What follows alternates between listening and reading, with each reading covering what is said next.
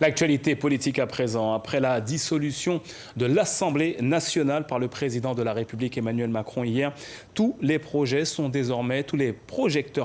désormais braqués vers les élections législatives programmées les 30 juin et 7 juillet prochains. Les réactions politiques en Guyane ne manquent pas. Le point avec Jonathan Lariot et Abel Parnasse. C'est le branle-bas de combat au Parti socialiste guyanais. Les équipes sont déjà au travail pour pouvoir se préparer aux conséquences d'une telle décision.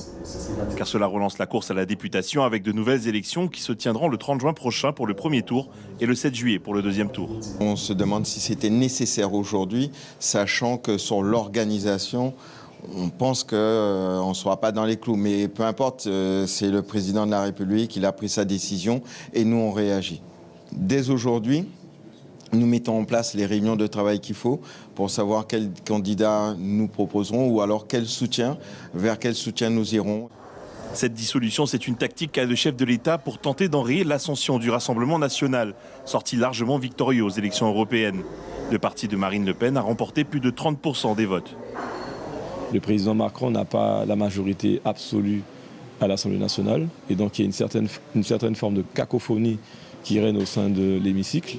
Aujourd'hui, place à la démocratie. Il faut respecter le choix du peuple et proposer une alternative crédible à la population et au territoire. La dissolution de l'Assemblée nationale est une mesure qui pourrait être réutilisée plusieurs fois par le président en poste. Cette possibilité inquiète certains partis politiques guyanais. Il aura un an s'ils veulent dissoudre. Et le nouveau président qui va être élu en 2027 pourra aussi, s'il prétend que l'Assemblée nationale qu'il a ne correspond pas à ce qu'il souhaite. Donc vous voyez, je crains qu'on puisse rentrer dans un jeu de dissolution comme on a connu pour le 49-3. Une des conséquences les plus contraignantes, c'est le gel de toutes les décisions en cours d'étude. Plus aucun projet de loi ne sera abordé avant les nouvelles prises de poste. Ce que je crains, c'est que ça va ralentir tous les grands débats que nous avions, le sursaut de la collectivité sur le plan financier, la question statutaire, etc. Maintenant, il faut passer par là, il faudra que tout le monde, tous les partis, considèrent qu'aujourd'hui, il y a un enjeu considérable, notamment pour les Antilles et la Guyane, de se positionner sur des candidats démocrates. La dernière fois qu'un président de la République avait opté pour cette mesure, c'était sous le mandat de Jacques Chirac. Celle-ci n'avait d'ailleurs pas été en faveur de l'ancien président.